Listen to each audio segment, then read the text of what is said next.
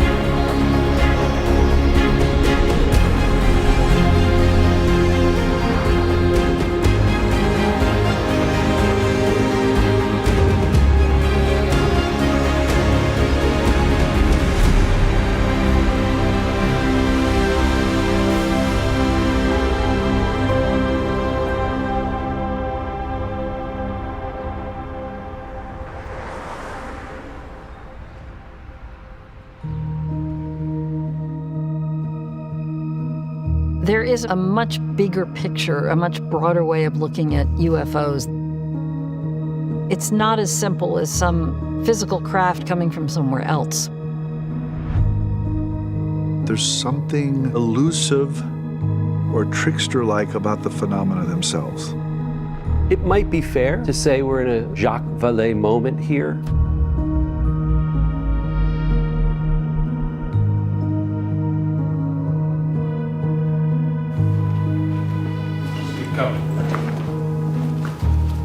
Some questions about what's happening today, but also some questions you probably answered before about your history.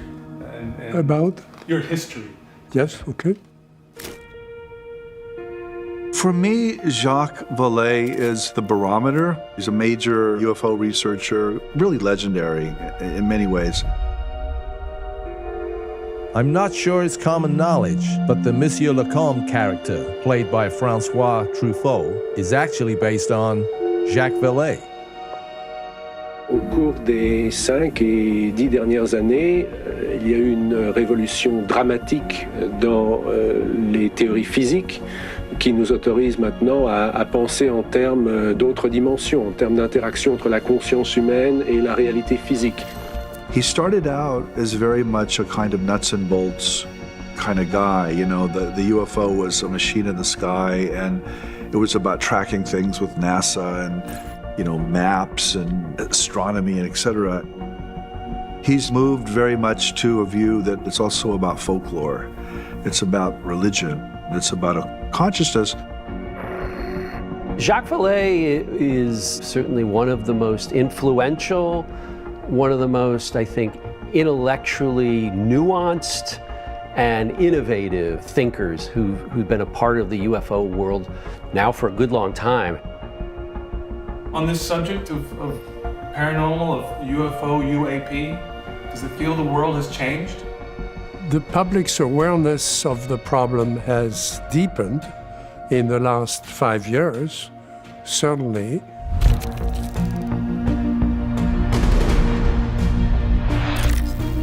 People are taking it more seriously because now it's not just one person seeing something, it's one person seeing something supported by technology that we trust.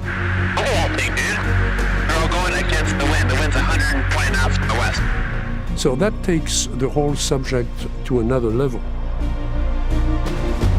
I was just in Washington a few days ago because I had been asked to brief some staff people on the background of the problem. Just last week, the U.S. government revealed they are tracking more than 650 potential cases of so-called unidentified aerial phenomena, more commonly known as UFOs.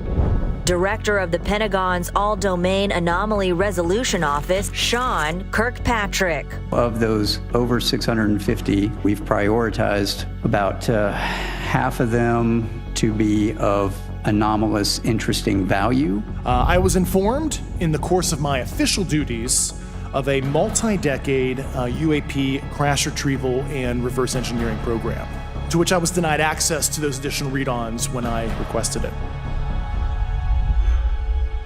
So, to be clear, you were meeting with Aero staffers? I'd rather not talk about who asked to meet with me. And there are a number of us, are providing background data and historical data so that hopefully some of the mistakes made before are not repeated. Jacques Vallée, International Authority on the UFO Experience. First thing I'd like to dispel is a frequent misconception that UFOs are limited to this country. Well, UFOs are not an American phenomenon. They are a worldwide phenomenon. The ufology community, it has to be said, is a diverse community. There's lots of different voices, lots of different perspectives involved. Lots of UFO sleuths in the early days, these detectives, these investigators. But Jacques Vallée was not the first. Probably the first great one, and the one who really makes a huge difference, is this guy, Donald Keyhoe. A retired military man, a guy who then makes a career as a pulp fiction writer. So he's got connections to both of those worlds. And he is assigned by one of these pulp magazines to actually conduct a kind of investigative journalistic reportage about this topic.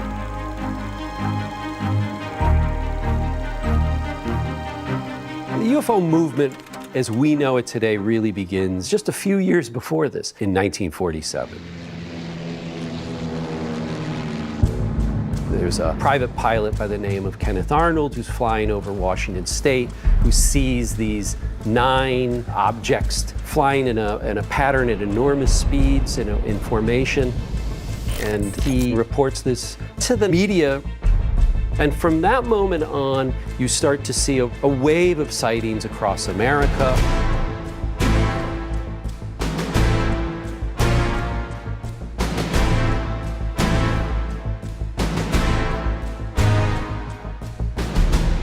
Keyhoe talks to some of his sources in the military and in intelligence, and he publishes in 1950 an article and a book later on called The Flying Saucers Are Real, about this phenomenon. Is there any tangible evidence that these flying saucers exist? Well, I'm positive they exist. The weight of the evidence makes it impossible to arrive at any other conclusion.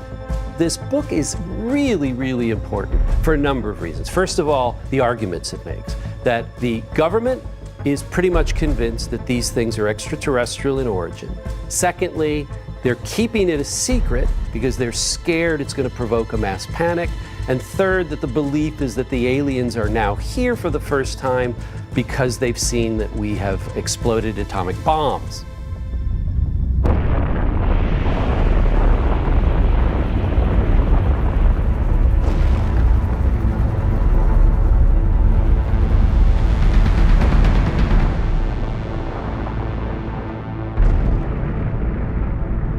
They know we have the secret to atomic energy, and that concerns them. The other thing that's really key about Donald Kehoe is that chapters of the book get serialized in newspapers and magazines throughout the world. So by the end of 1950, Donald Kehoe and his arguments are known virtually across the globe.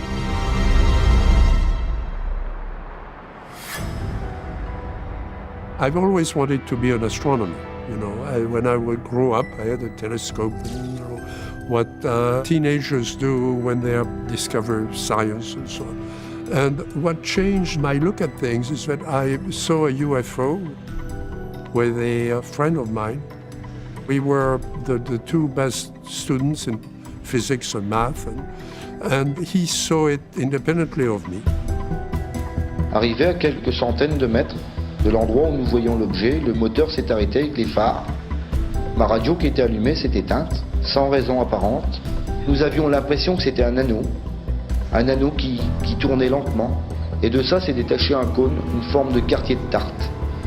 L'objet, avant de disparaître, a arrêté d'osciller sur lui-même, mais très rapidement, ce n'était plus qu'un point dans le ciel. This was very clear, blue sky in summer in France, outside Paris, very clearly a disk. My mother saw it first, called me, I saw it with her, there was no question. The next day, this friend told me he had seen the same thing with binoculars. I got him to draw it for me, and it was exactly what I had seen. At the time, there were new aircraft coming up, you know, the first jets and so on. Said that could be a new device that's going to be publicized later. Except that it didn't.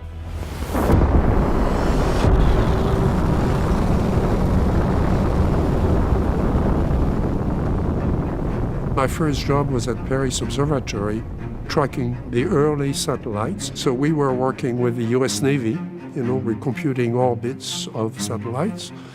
So this was a completely new science coming up, and was exciting.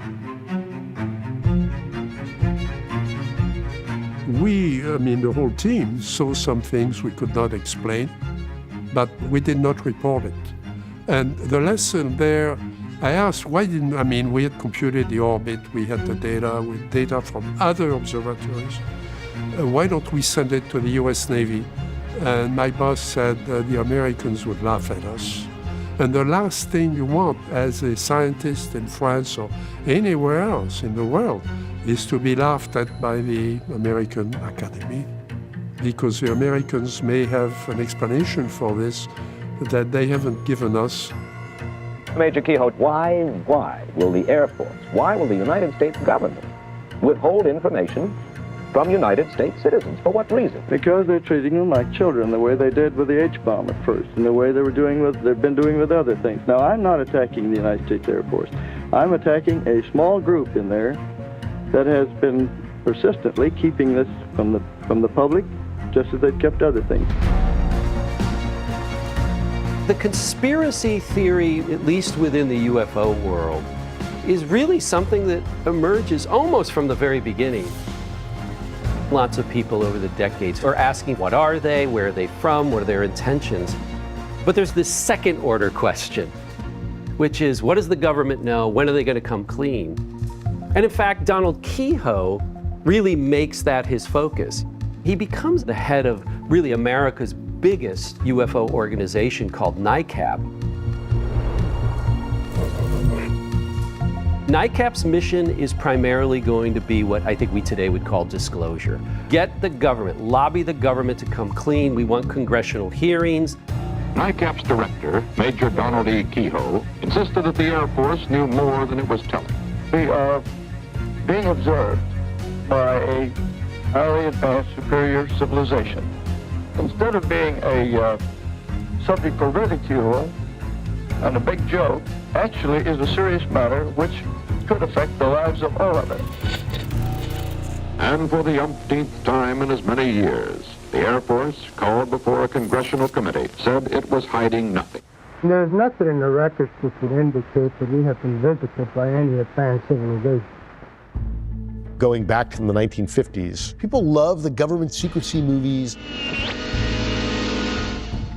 but it's often called science fiction for a reason.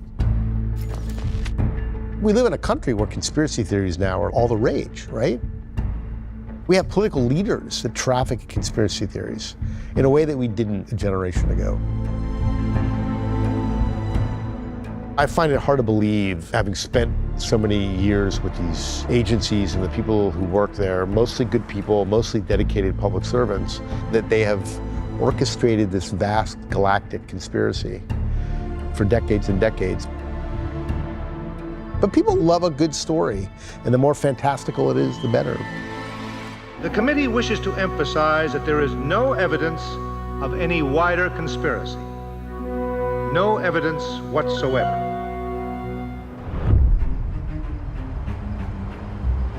No matter what the answers are, it's potentially one of the biggest news stories, if not the biggest news story in the history of mankind. So obviously it would be huge if we know, without a doubt that we're not alone. If the Chinese or the Russians have developed some futuristic technology and we don't know about it, it is the biggest intelligence failure in history. And they had them in 2004, flying circles around the USS Nimitz off California. That's 2 decades ago. So what do they have now? If it's our secret technology and Congress doesn't know about it, that's a scandal. So, wherever you might come down on the explanations for the unidentified aerial phenomena, as they call them, UAP, whatever it is, it's a huge story. And if you're in the news business, why would you not want to cover that? On the basis of what I had seen was at Paris Observatory, there was no question then for me that those phenomena were real. As a French citizen, I had access to the early French files, which were kept by the military. I had access to big computers, so I started building databases, building my own files, more or less privately, with interested colleagues who were not afraid of the stigma attached to it, which was real. Somebody told me, you're not going to have a career as an astronomer in France if you continue doing this. But I didn't care because I had the data. I would talk to somebody who reported something to the police, the farmer or the rancher or whatever. But I would ask around, are there other people who've had something like that around? Well, there's a farm, a few miles down the road where the same thing happened, but they never reported it. I would go to the farm and I would talk to the farmer. Most of the time they would be shocked. And I would laugh and I would say, well, I talked to your neighbors and I'm really interested in what you saw. One of them described something that happened not to him, but to his father. This was 1932, okay? It wasn't 1947 or 1957. I have a great deal of respect for Jacques, and what I admire about him is he is ultra objective. He listens to the eyewitnesses, and he just accepts what they report and documents it, and the diversity of these encounters. He has been working on the topic, I think, longer than I've been alive, so you have to respect that at least. I was recruited to join the University of Texas Astronomy Department to work on galaxies and planets and computing. And then I was told, if you want to continue looking into, the UFO issue, use the equipment on your own time, okay, as long as you do the work for the department. I rebuilt the files with the help of my wife, and we ended up with something like 10,000 cases on the computer. By the 1960s, here in the United States, scientists, academics, people like that are now looking into this matter. Probably the big advocate is the consultant J. Allen Hynek. Hynek was an astronomer, and from the very earliest days of the flying saucer phenomenon in the 40s, He was brought in as a consultant to the Air Force to help them in analyzing these reports that were coming in. Dr. Hynek had always been in communication with the people in Austin, in Texas. So he heard of my database and said, if you want to come to Northwestern in Chicago, I'll give you access to the US files. So I told Hynek, I'll bring the European files and you let me look at the American files and we'll merge it together and we'll try to do some high-level statistics. So we started working together on that. It's very clear that at least privately, Hynek becomes ever more convinced that there's something that just can't be explained away in these sort of conventional ways. I started almost as a complete skeptic because I thought the whole thing was a question of post-war nerves, but it was the persistence of the phenomenon, it refused to dry up and blow away, that finally led me to the belief that we had a real phenomenon to deal with. The computer work first was designed to clean the data, finding the patterns that are natural physical patterns, to narrow the database to the cases that were the most intriguing, and then to look at their distribution in space and time. What emerged were situations where there was a lot of reports in a particular part of the world that peaked in about a month or two and then declined. So you had essentially 3 months of a wave of cases that were not explained by sociology. So we could begin to look at the patterns of these waves. 1950, 1952, 1954, 1956. It breaks down in 1957. What is 1957? Sputnik. Today, a new moon is in the sky, a 23-inch metal sphere placed in orbit by a Russian rocket. The Soviet satellite triumph was demonstrated for all to see. All round the world, we listened.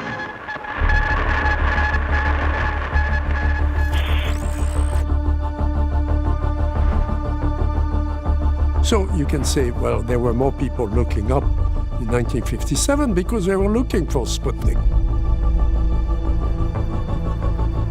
I think there's plenty of evidence that during the Cold War, the government fanned the flames of UFO hysteria on purpose.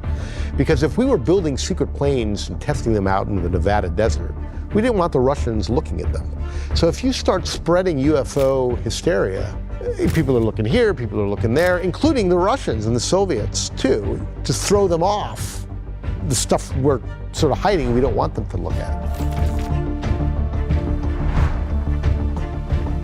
Project Blue Book was an Air Force project. They were the leading agency in the 50s and 60s involved with everything that was going on with the UFOs and with the investigations that went on. If they have retrieved material and craft and bodies or anything like that, if they retrieve these things during the Cold War, they certainly are not going to want to reveal that to the Russians or anyone else in the outside world. They were reporting to Congress every year that they could explain everything except maybe 2% of it, which meant it's not worth spending money on it, which was a big mistake because the 2% could be the 2% that really matter. But that's a scientist speaking. You know, certainly from the military point of view, 2% wasn't worth deploying officers and airplanes and everything else. So Project Blue Book funded a small project suggested by Dr. Hynek for me to redo the Air Force files. So I was invited with Dr. Hynek to the Foreign Technology Division, and that's a visit I'm not going to forget. They had a little building with no windows and about 200 PhDs who were doing intelligence on primarily Russian equipment. And you go into the lobby and you notice an airplane hanging from the ceiling, and when you look carefully, you realize it's a MiG with the hammer and sickle on the tail. Okay, so that gave you an idea of what was going on in the building. they were not interested in UFOs. Hal, interview, take one, Mark. I'm Hal Putoff, PhD in quantum electronics from Stanford University, and I've been part of programs for corporate America, for various government organizations, intelligence community, DoD, and so on. In general, in the academic community, things like UFO research or stigmatized tinfoil hat kind of stuff. But behind the scenes, the Department of Defense and the intelligence communities, they don't have that luxury. If there's something that's real that could potentially affect national security, then they're all over it. Starting back in the 50s, the government felt they had to begin to gather data on this. One of the issues that's difficult to deal with is the fact that sightings are so ubiquitous. I mean, hundreds of sightings every year. The problem for the military, it was a public relations problem. They didn't have a budget to investigate all the cases. This was a real albatross around the neck of the Air Force. They hated dealing with this subject. So they really wanted to get out of it. And so they asked that the University of Colorado under Edward Condon would take a look at this. A scientific study that gets conducted starting in 1966 and really gets done by 1968, gets a lot of public attention. Dr. Hynek and I were the first two scientists called as witnesses to testify before the committee. That investigative task force gets riddled by questions about whether or not he and others are acting in good faith in studying it. When they conclude that this phenomenon not only has no legs, but that it's certainly not worthy of any kind of scientific funding. The truth of the matter is that they really wanted to get out of it. And so in 1969, it was decided that the Condon report, even though there's a lot of good data, even in their own report, that they couldn't account for, they said, okay, but we're not learning any science here, so let's just abandon this. There was an explosion inside the committee when they discovered a memo. One of the administrators had written saying, we need to get rid of this whole problem. We have not been hiding anything. The investigations have been made public. The very memo by General Bolender that canceled Project Blue Book had down in the fine print, aha, but if there's anything that looks like it might affect national security, we will continue to gather data on that. So the truth of the matter is that the program didn't die, it just went black.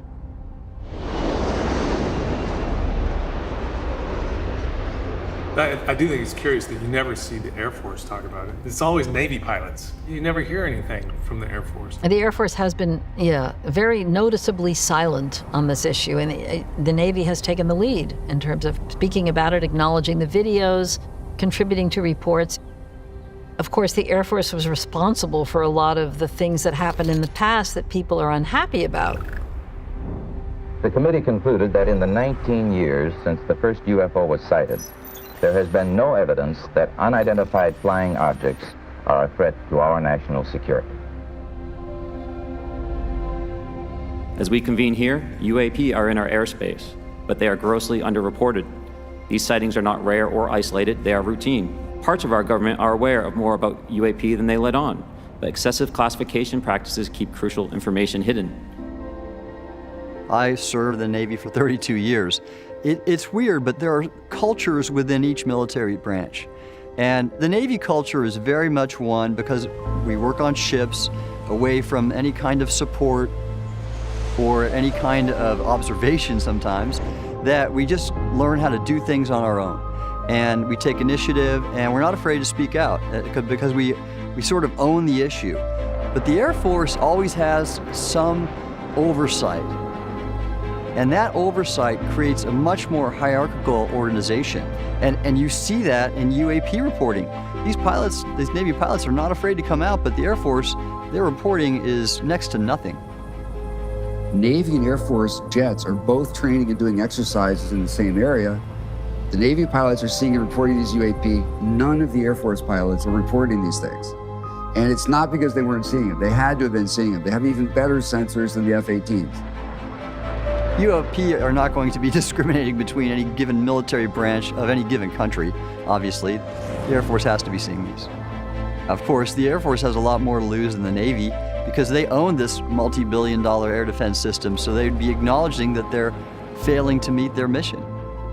The problem for people like me who've been studying it for a long time, what the military sees with their devices is only maybe 10% of the cases. I worked on a classified database, as you know, that had 260,000 cases from all over the world.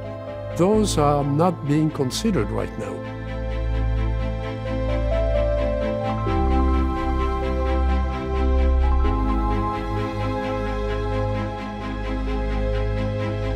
I cannot really talk about what we actually did, but there is no reason why that should remain classified.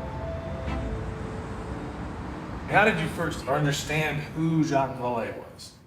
Do you even remember? Oh, yeah, absolutely. Did you even know the name before, though? No. Never heard of him? Didn't know who he was. I'd been starting to read in the area and, mostly watching YouTube and going down some pretty weird rabbit holes. Jacques reached out to me about 2 or 3 weeks later, and so we went for lunch, and he said, well, what do you think about what the aliens might be? And so I gave him my answer. He completely destroyed me. I was infuriated. And then I realized I like this guy because he just deconstructed my argument. What was your theory that you gave Jacques Vallée at lunch that day? That it's future humans. It was just a speculation. The future humans have come back to mess with us or watch us, He didn't prove me wrong. He proved to me that my certainty of the conclusion was misplaced. And we just became friends. And I saw him from that point on almost literally every other week. Obviously, his work in biology and medicine is exceptional. But I admire his willingness to jump into this and to look at the accumulated data. So we started working together.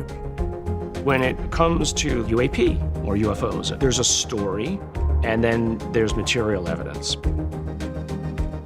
I'm very grateful for people like Dr. Nolan to bring leadership and to bring real science into it because it's going to be needed. Scientists are beginning to realize that, well, there appears to be more to this than we thought. We have such excellent sensor systems that have been developed. So now you've got the pilots in the air taking pictures with their forward-looking infrared radar system. You've got overhead planes that are getting information on the flight path of it. You've got other ships at sea catching these things, dropping from 80,000 feet down to the water in hardly any time at all. That's on the detection of the events. Mr. Fravor, the Tic Tac incident that you were engaged occurred in 2004. What kind of reporting took place after that incident? None. We had a standard debrief where the backseaters went down to our carrier intel center and briefed what had happened, and that was it. No one else talked to us, and I was in the top 20 in the battle group. No one came. The captain was aware, the admiral was aware, nothing was done. I think the people who are going to testify before Congress are all from the defense intelligence agencies. And yes, we trust them because they have access to very, very good information.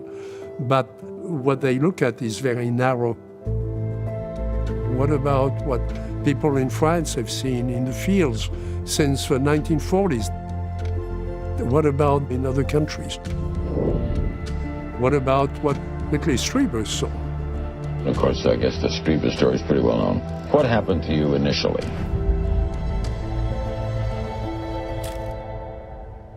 I first met Whitley over a dozen years ago. We were both at a retreat center. Whitley was standing on a patio overlooking the ocean. And I stepped out onto the patio to introduce myself, and I said his name. He almost jumped out of his skin. And I thought to myself, this is a man suffering from PTSD. He's been writing about this topic for decades. There's nobody else like Whitley Strieber. Whitley Strieber is a novelist, a memoirist. His best-selling book, Communion, just changed the world, in terms of experiences, people who had encounters with phenomenon on many, many different levels. Strieber brings a couple of different things to the table. One is he's an experienced writer. He's a horror writer. He's a very famous one and very good at that. So here we have somebody who has an experience who can actually talk about it himself, write about it himself. Most experiencers don't do that. They have other people write their narratives for them.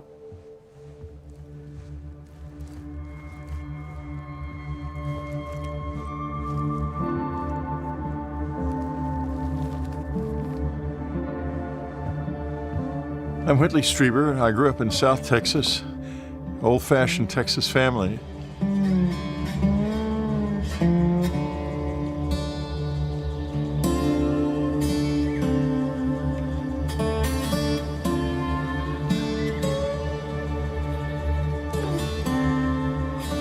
From early times, I was very interested in writing. I wrote my first short story when I was 6. And it wasn't much of a short story, but my mother loved it. And when I left high school, I was going to become a writer. That was the only thing I wanted to do. And then I met Anne in April of 1969, and everything began to change. She was in New York trying to become a fashion designer. So here were these two crazy dreamers, a fashion designer and a writer, right? We had been doing very well with the writing, and we had a little money in, I guess it was 84, and we realized we could have a place outside of the city. We found this little cabin way out in the middle of nowhere. Since I was a full-time writer, we could actually live there all summer when our little boy wasn't in school. So we bought it. That's how it started. And we certainly didn't expect anything peculiar to happen there.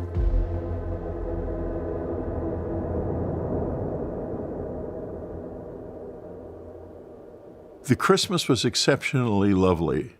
Our little boy was at the perfect Christmas age. There was absolutely nothing that night that would have suggested anything strange to happen the next morning. This was witnessed by two friends, Annie Gottlieb and Jacques Sandalescu. They were in the cabin and downstairs, and our son was in the next bedroom downstairs, and we were in the master bedroom upstairs. And in the middle of the night, I was awakened by light. A lot of light woke me up right away, and it was cold, and the wood stove had been on, and I thought, oh my God, the stove set the roof on fire. So I jumped out of bed, and at the same time, there was a huge bang that came from outside, and the light went away. Then our little boy was awakened by the bang and started screaming. And so I ran down, and the door to Jock and Annie's bedroom was open, and Annie was standing in the doorway, as I recall, and I said, it's all right, it was nothing. And I went and comforted my son and then went back to bed.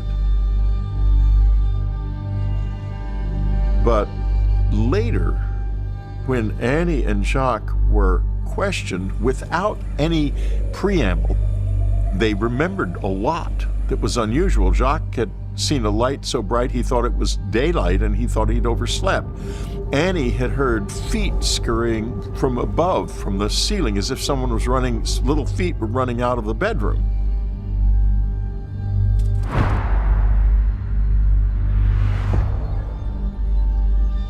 We weren't aware of any of that at night it happened.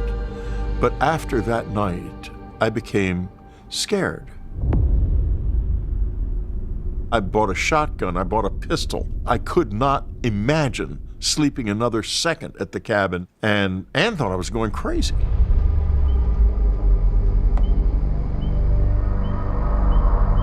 After the experience in December, I was really strung out. I hurt. I had been assaulted, and that was obvious to me.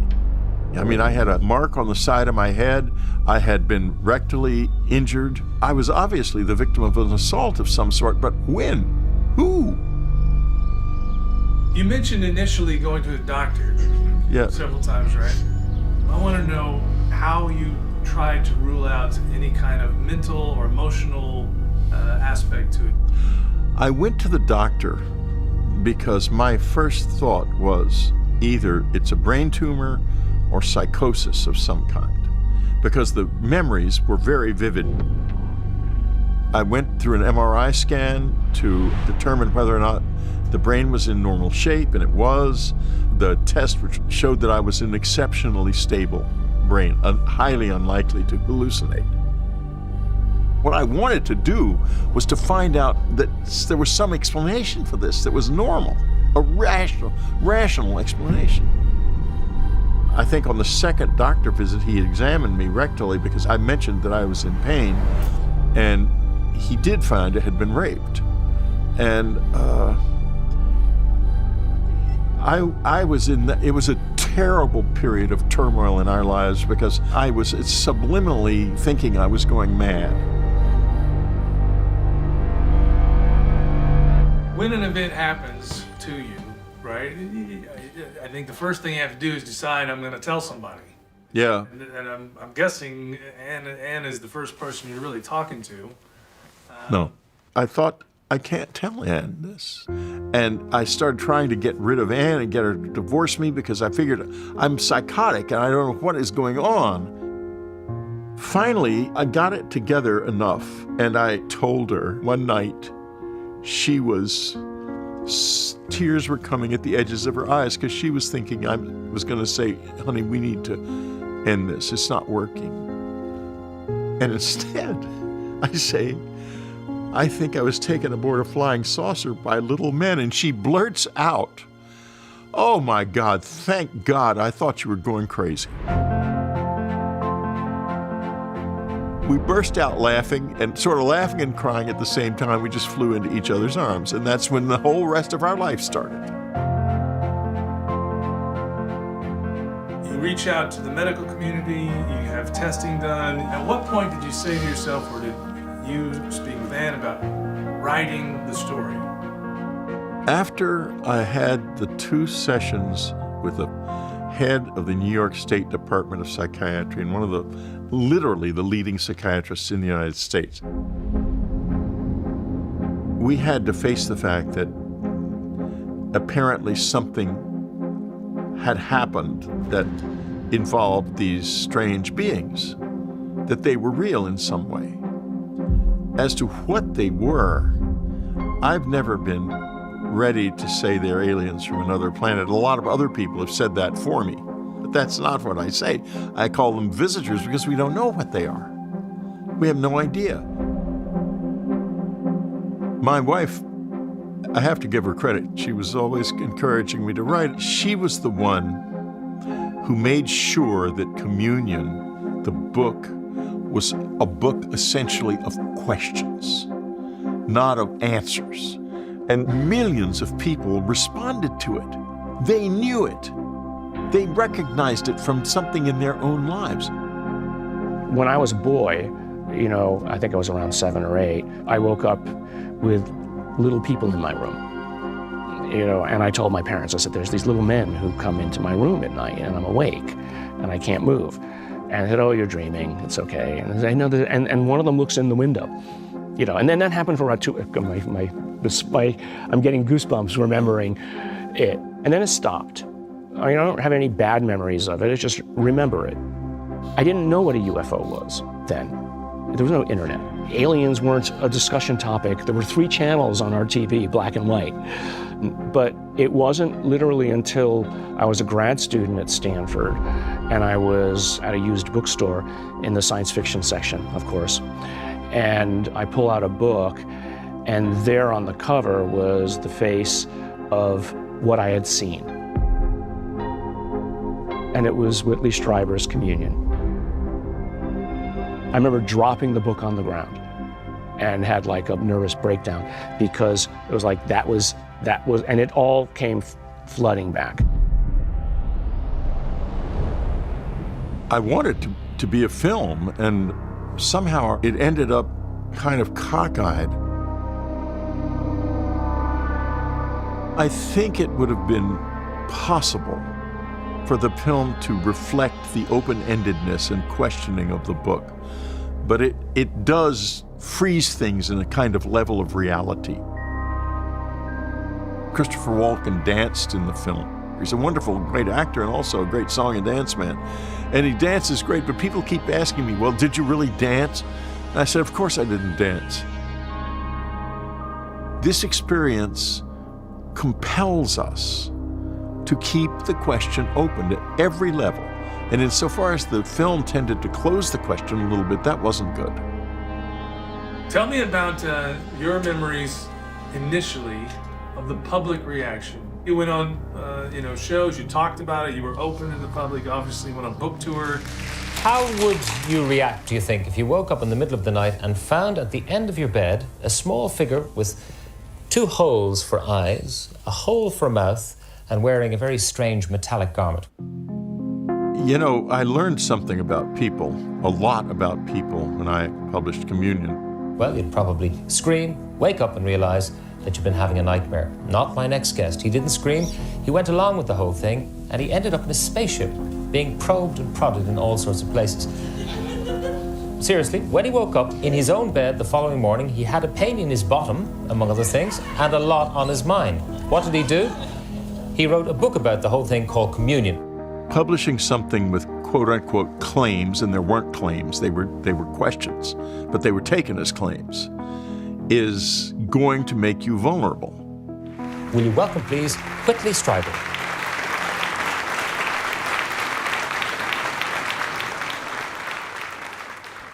With an introduction like that, I wasn't sure that I dared to come out. But here I am anyway.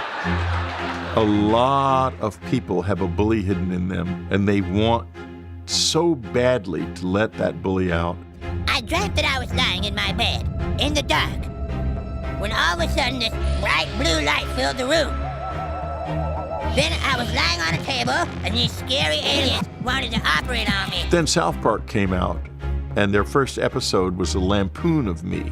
Dude, visitor, totally. Did they give you an anal probe? Ah, what's an anal probe? That's when they put this big metal hoop at you up your butt. Whoa, aliens stuck stuff up your ass. No! I became the rectal probe man and found myself being laughed at for having been raped. Sorry to hear about your ass. Why are you walking so funny, Cartman? You know, I'd go on a TV show and they'd ask me about, well, what do you think about the planets? What about Uranus? Are you an alien? To you I am, yes. Are you gonna probe us? Why does everyone always assume that? What am I doing? Am I harvesting farts? How much can I learn from an ass? What? Moronic, low-grade, creepy ugliness. What happened? Did little green men come down and... No, not at all. How do you know you're not nuts? I am talking to you about a real thing, I'm pretty sure. The public reaction for a long time was much more open-minded and friendly.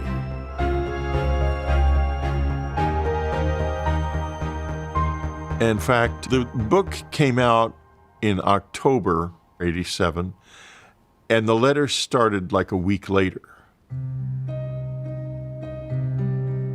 I was going around touring for the book, and Ann called and said, Whitley, we've got a problem. We've got a lot of mail. The book became an enormous bestseller. It captured the experience of countless numbers of people, many of whom, well into the thousands, wrote letters to Whitley and his wife Ann describing related experiences. The post office was bringing huge boxes of mail up to the house. I said, Annie, what are we going to do? We got to get rid of these letters. She says, Whitty, we're not getting rid of these letters. We're going to read them.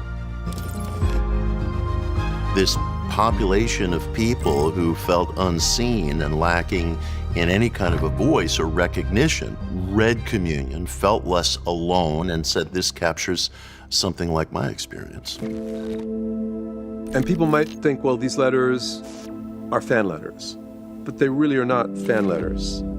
They are, let me tell you what happened to me letters, at length.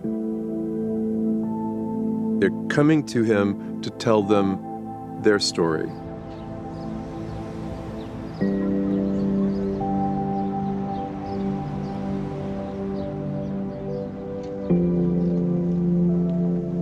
My name is Jeff Kreipel. I'm a professor of religion, and I'm Associate Dean of the School of Humanities at Rice University.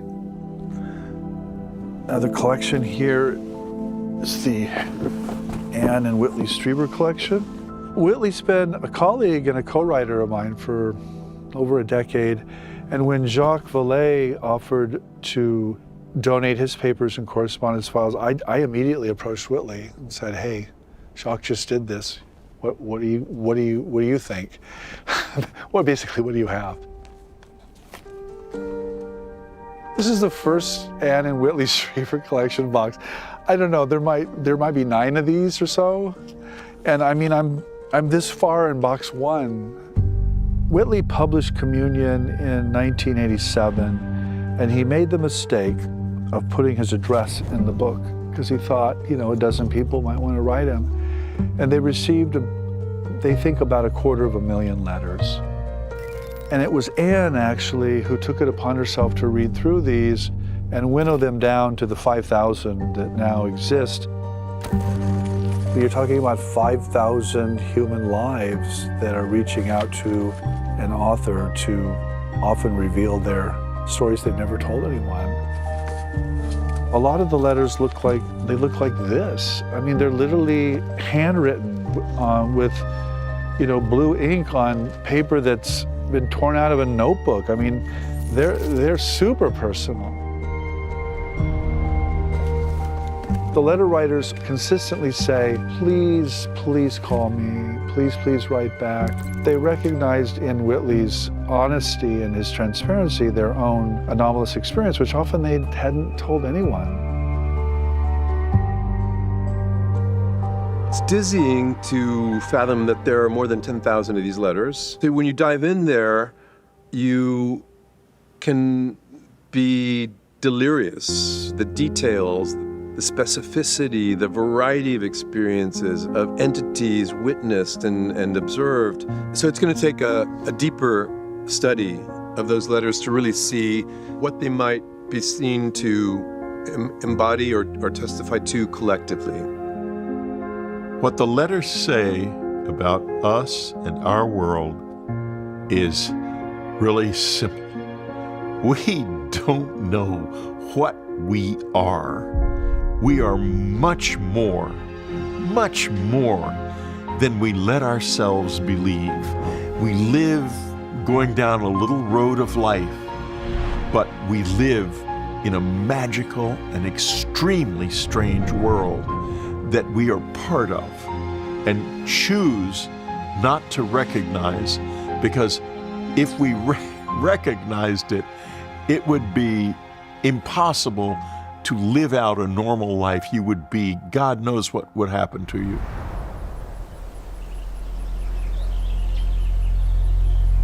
My own feeling about paranormal phenomena in general is that they tend to occur in a person's life when there's some kind of transition or trauma or danger or illness or death. What the flip is when an intellectual or a scientist experiences something in their life that's unexplainable, but it's real.